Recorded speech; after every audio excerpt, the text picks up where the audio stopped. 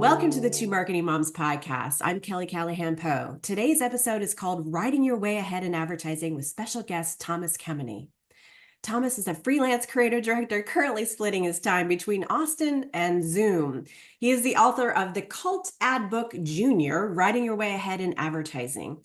He worked at Goodby Silverstein and Partners and Mother in New York before setting off on his own. He's contributed to several marketing books, has been quoted in the New York Times, and is a two-time finalist in the New Yorker Cartoon Caption Contest. I'm sure there's a story there.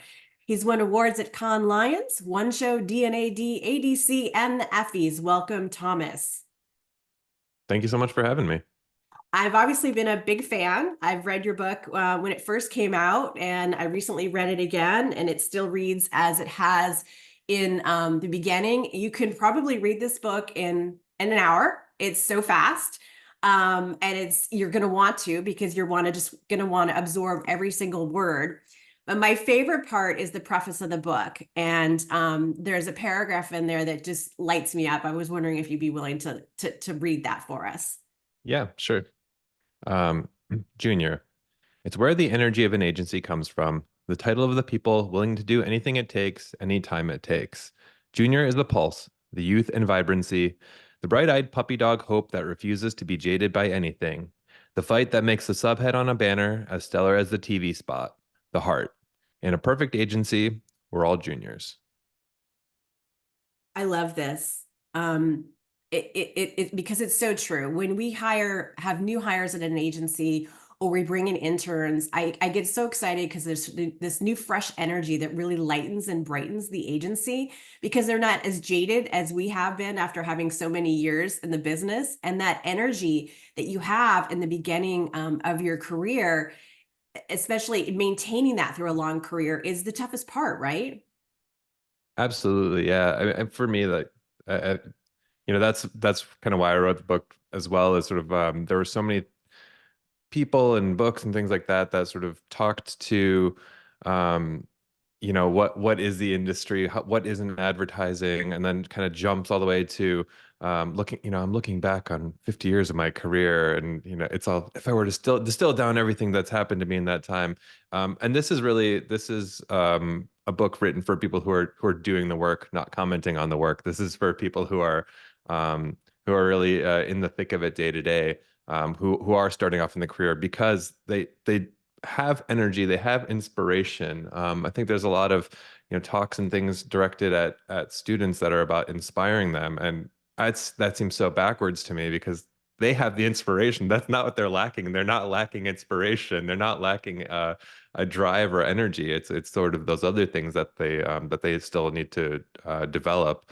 So yeah, I think that was one reason I wanted to write it and have it be actually very useful, very workable from day one. As soon as you read it, you can start applying it to your work, versus creativity is the answer, and sort of broad stroke statements like that.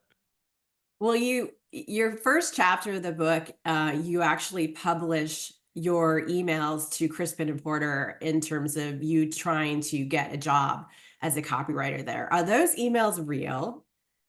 They're 100% real. Yeah, this isn't a fictional LinkedIn anecdote. This is it's actually how I wrote to the recruiter. They were There emails are that I'd sent. dozens of emails that you're publishing and trying in many different ways to get their attention, and threading in humor throughout, and patience, and your patience finally weighs out. I mean, that took some guts to do. For sure. And I think that the reason that I published them, I was originally going to just write to the idea of, oh, it's important to be creative and break through. But I thought actually just showing what I did and how I sort of approached it would probably be the better way to do it. That the letters were, and if you read the book, even if you go on Amazon, you look at the free sample, you can read some of the letters. But they were written to get attention. They wanted them to be fun. It all started with when I reached out to the recruiter. They were it was at Crispin Porter McGusky in Miami. They were, at the time, were considered the #1 agency in the world, like broadly accepted as they were the best agency in the world. I had no shot of getting in there. So I reached out to them. I'd sent them my portfolio. They were like, yeah, it's here somewhere. It was like absolute, brush up. They were very polite about it, but they were like, I have not looked at your portfolio. I will not be looking at your portfolio.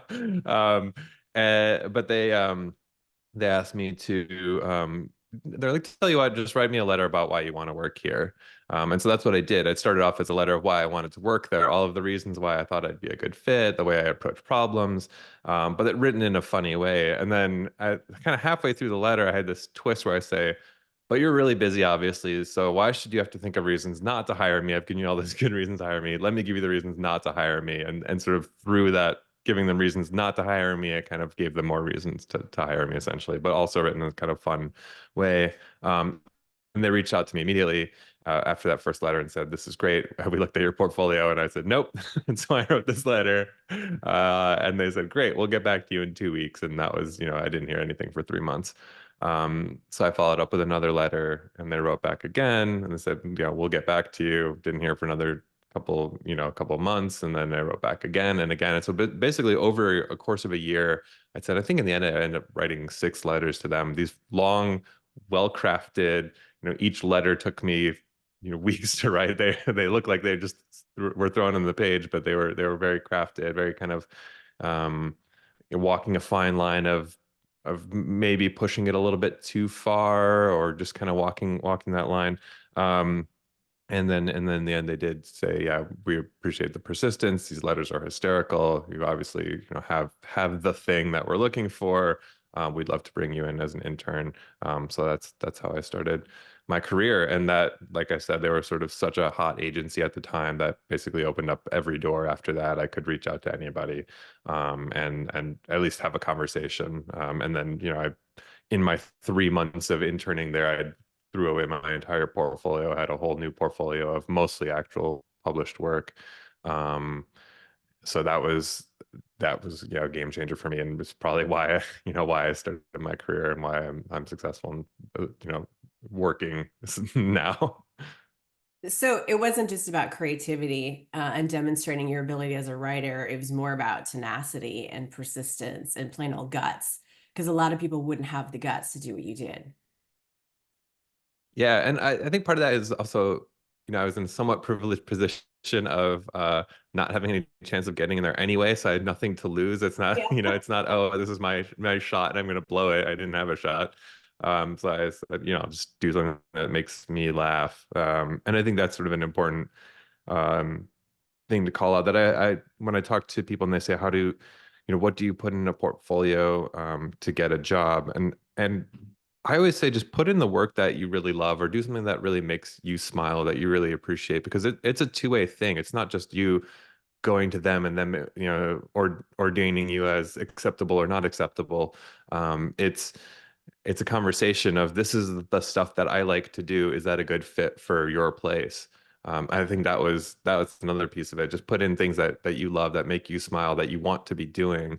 And if they find that and they like that, then you're going to find a place where you're happy. If you sort of try and wedge what you do into what they're about and that what you think they would Yeah. like, then you're gonna end up in a place where you're probably not that happy, where you're not doing the kind of work that you actually want to be doing, and it probably won't be as good as something that comes a little bit more purely from you. That's your unique sauce on the world. That makes a lot of sense to be yourself. How did you get Jeff Goodby to write your intro? So I worked at Goodby Silverstein and Partners for a few years. I had a working relationship with him. So we, yeah, I think he respected me because if in the foreword he talks about this project, it was for Got Milk, where we made these cookie scented bus shelters, Yes. and so there was just the cookie scent and the logo, and that was the whole idea.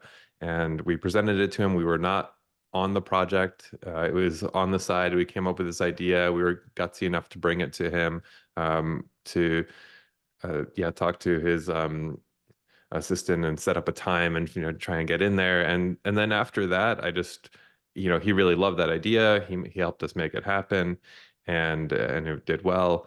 And he sort of looked after me a little bit after that. And for my part, I made sure to never disappoint him anytime he put me on a project. So when you work, you get busy, you have something's going to have to give. You give up your nights or weekends, or work less on another project, or this is all time management. This is something that you definitely learn as you get older.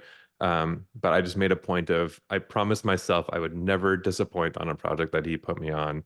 And I seemingly kept that, because when I asked him, he said, absolutely, I'll do that. So yeah, that's how I got him to I'm do going to that. go back to the cookie scented billboards in a minute, but one of the things that Jeff Goodby said in the intro, he talked a lot about rejection and how this is a business of rejection. And I hadn't thought it that about that way, but I felt it in my heart. And so Yeah. there, you have to be a certain type of person to be in advertising, and you have to be resilient because there's so much criticism on all sides when you think about it. And that part really resonated with me. Your thoughts? Yeah, I think it is a business of rejection. If you're very, very, very, very good at your job, 99.9% of your work will die. That's if you're very good. If you don't, so you sort of have to enjoy the process. If you don't enjoy the process and find humor along the way, you're gonna probably be burnt out. And a little bit of gallows humor helps. Kind of keeps the cynicism from exploding out in a fit, if you can just kind of have little moments to yourself of chuckling about the situation. One thing I like to talk about too is having a bit of amnesia seems to work well. Whenever I get it, this kind of goes back to being a junior and that junior mindset. Every time I get a new project, I'm like, great, nothing bad can happen. It's kind of how you have to approach it.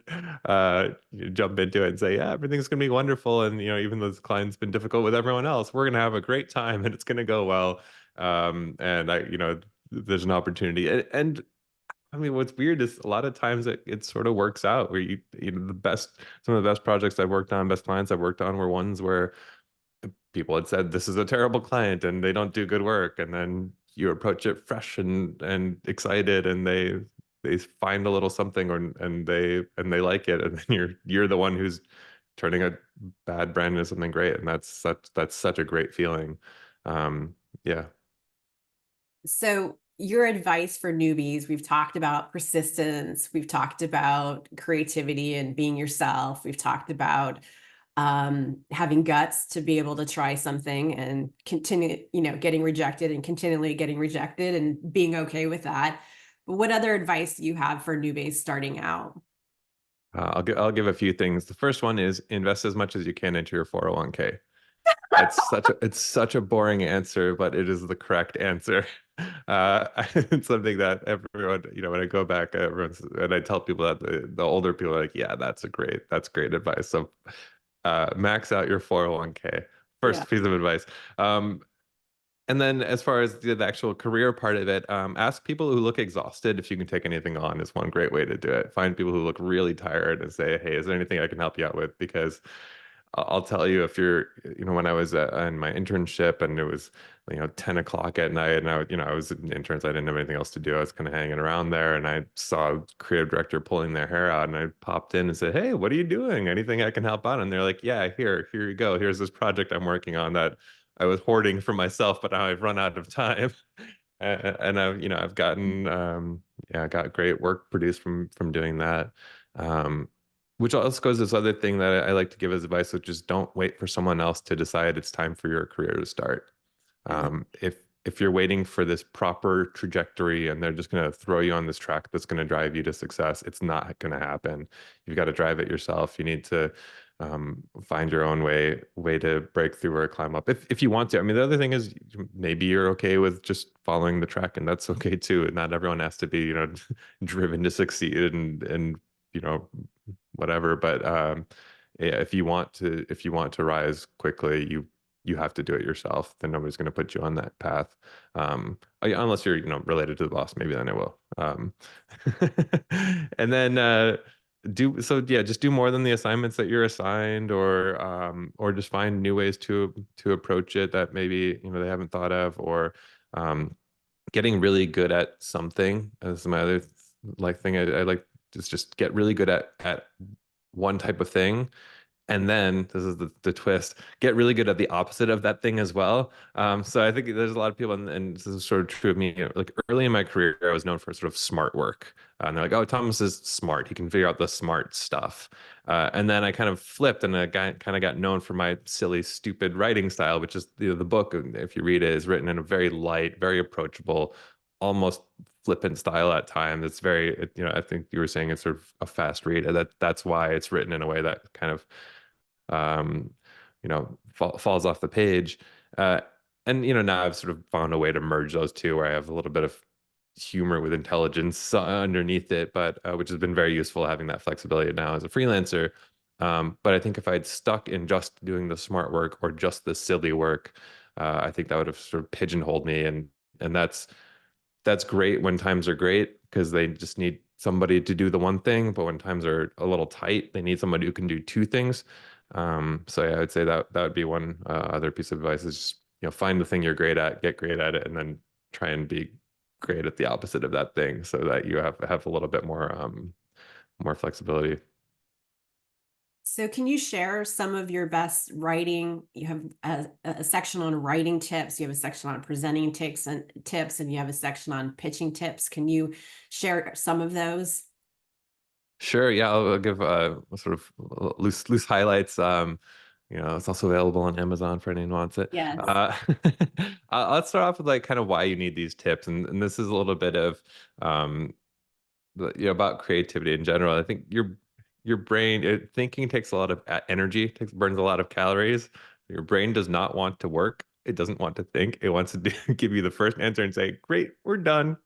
Um, Thinking beyond that takes energy. So creativity and any sort of anything beyond sort of the first pass at something is really about tricking your brain into thinking that it has not completed the task, and just sort of finding ways to tell your brain, "Oh yeah, that's great, but that isn't really the answer because of this." And it could be ways to trick your brain of like, "Oh, what's the worst answer that you can come up with? What's the best answer that you can come up with?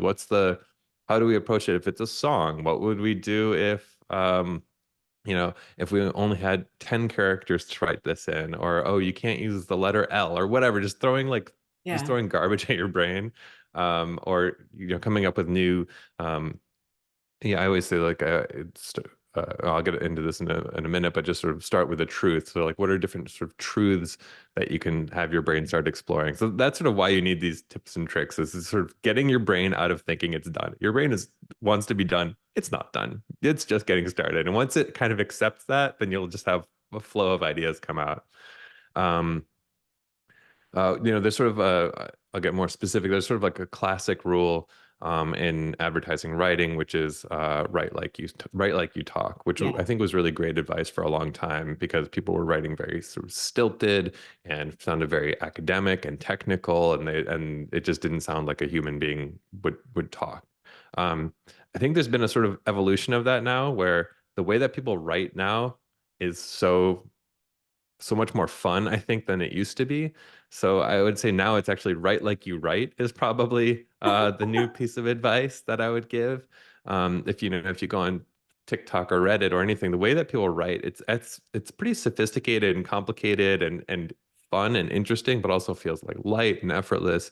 It's I think like write like you write is sort of the modern way version of write like you talk because people talk so weird now. If you go on online and you see, all these sort of influencer people who are giving these everyone sounds like they're on a podcast, even if they're not on a podcast. Uh that sort of style is sort of how people talk now. So I think write like you write is sort of the modern version of that.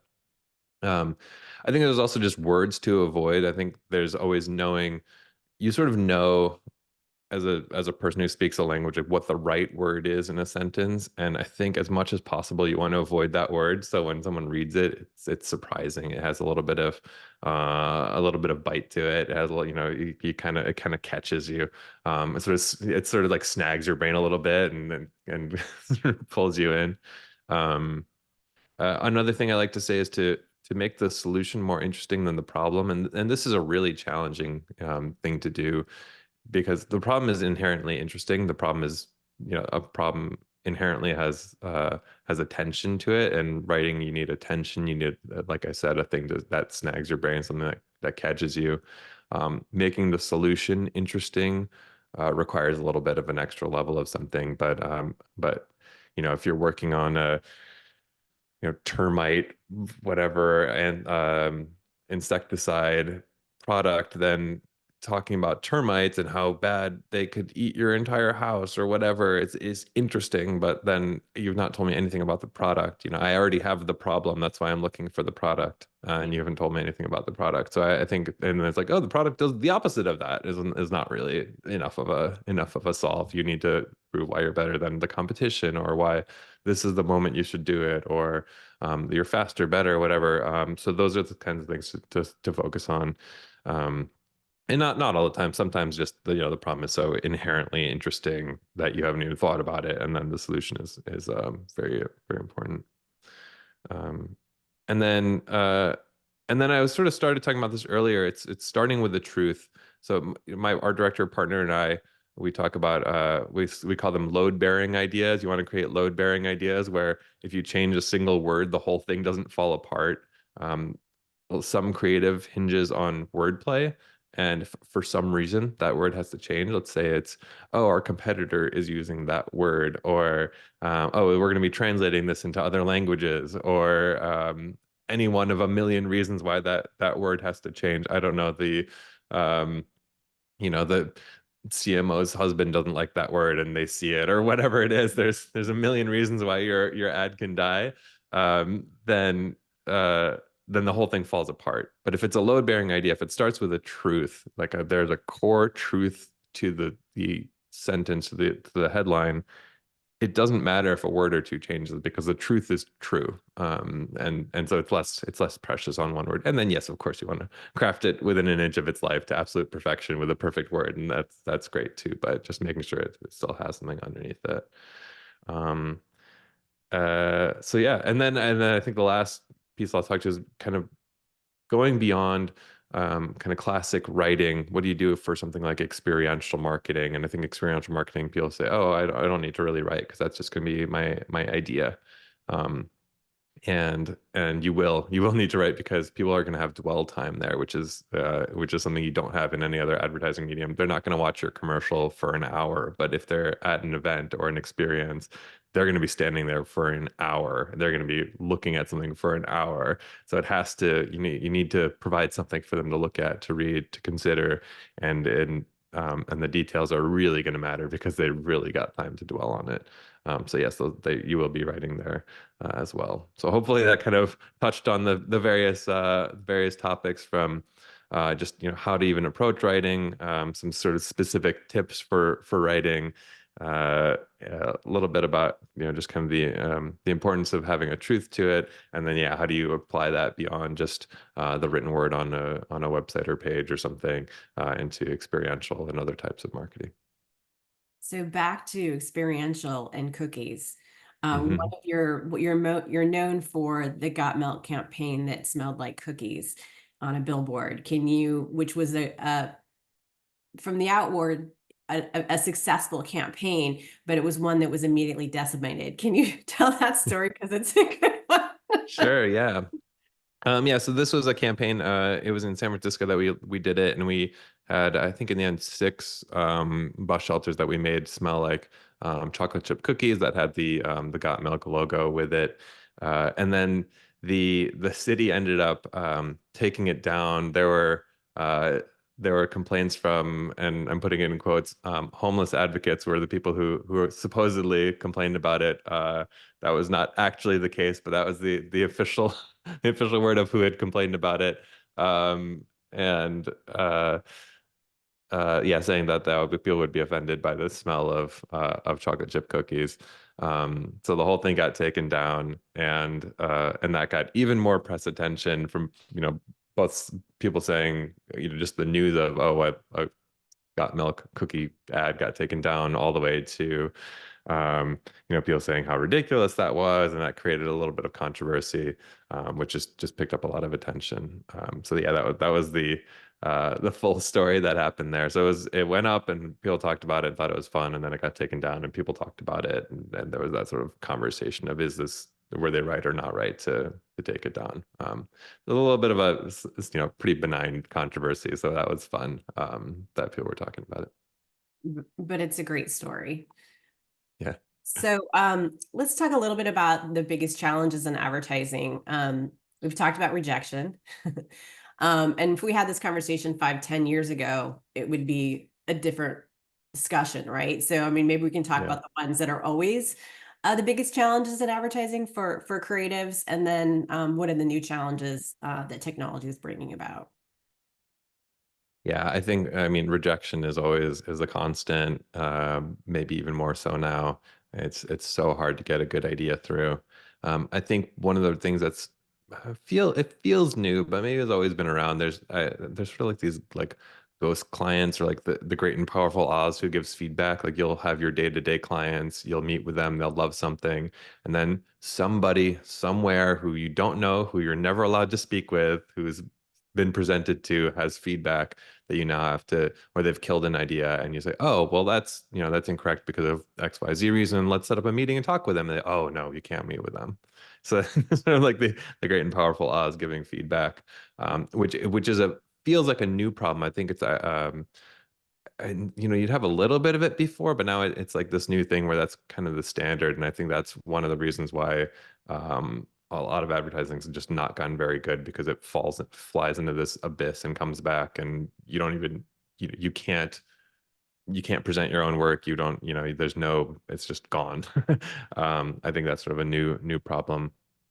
Um, Very new problem, and gets a little nerdy, but I actually think interest rates going up is going to have a pretty having a pretty big impact because it, the ROI on performance marketing now has to outpace interest rates. Before you could just pump money into it, and if it got a 0.1% response rate better than the money that you were taking on in debt, then it was successful and you could cash in that money. Now that interest rates are higher, that level of performance has to be higher for you to just funnel money through, which brand marketing doesn't have that problem because brand marketing is a long play.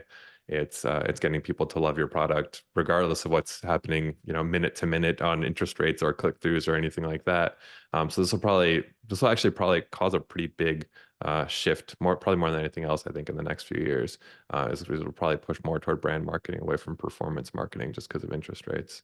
Yes. Um, uh, and then yeah, and then um, I think another thing is just people being spread out in so many different places, at least some level of remote work happening at most companies. Um, it's just, I think it's harder to find mentorship, which I think is going to impact things. And and it kind of in both directions, both from the sort of older, and I don't mean older in age, but people who are more established in their careers versus the people who are sort of newer in their careers.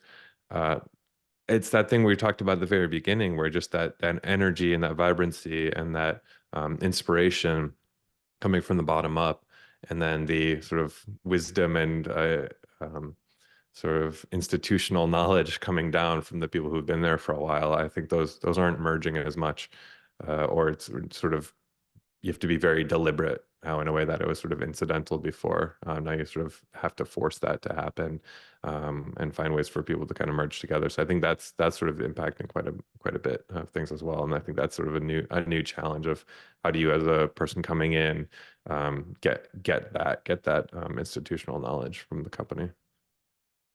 What about your opinion of AI and its impact on your career? I'm actually, I'm sort of on the fringe here. I'm pretty excited about it. AI has been, I think, has been very useful, and has been very interesting, in how we can solve problems, how we can look at solving bigger problems maybe than we even had before.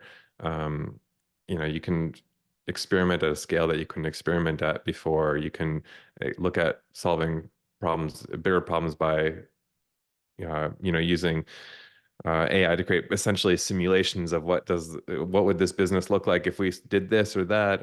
It sort of really opened up the sandbox quite a bit, I think, of where we can play. I know there's a lot of fear of, oh, it's going to replace what we currently do, and it's sort of like this optimization conversation. But advertising's never really been an optimization medium. It's not about optimization. It's about taking a little bit of something and having it have an outsized impact, versus, oh, let's make this incrementally better. So I think there's a lot of fear about, oh, AI is going to make incrementalization better, which probably will. But that's not what we That's not what we do. That's a very small value. And like I said earlier about like interest rates, like that value is very precarious as well. That, oh, we increased it 0.01%. That's a precarious way to think about your business. Well, I love hearing about your perspective. So, Thomas, other than ordering your book on Amazon, how can people find out more about you or follow you? Um, Yeah, so I'm an open book, and that book is available on Amazon with Prime delivery. But yeah, beyond that, I'm pretty easy to reach out to. You can find me on any social media as T Kemeny, and I don't really use TikTok very much, but I should probably get on there. But otherwise, you can just I'll put it in the notes. find find me on LinkedIn. That's probably where I want to talk business. If you find me on LinkedIn, I'm pretty easy. I'll write back to people. If I'm not super busy, I love to write back. In most cases, I will. If I don't, follow up with me because if you've learned nothing from my Incubation. book, if you learn nothing from my book, it should be the one thing you should learn that you can find out for free without even buying it. Just looking at the preview online is it's good to be persistent and yeah, if you make those things fun for me to read, I appreciate that as well because yeah, I do have a lot of things coming at me, so I love getting a chuckle. Thanks for your time, Thomas. I appreciate it. Thank you so much for inviting me. This is great.